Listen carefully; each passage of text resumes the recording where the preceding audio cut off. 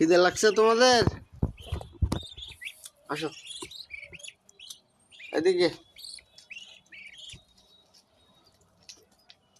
আয় আয়। কি খবর সবর কি তোমাদের? খুব খিদা? এত খিদা লাগে? হ্যাঁ,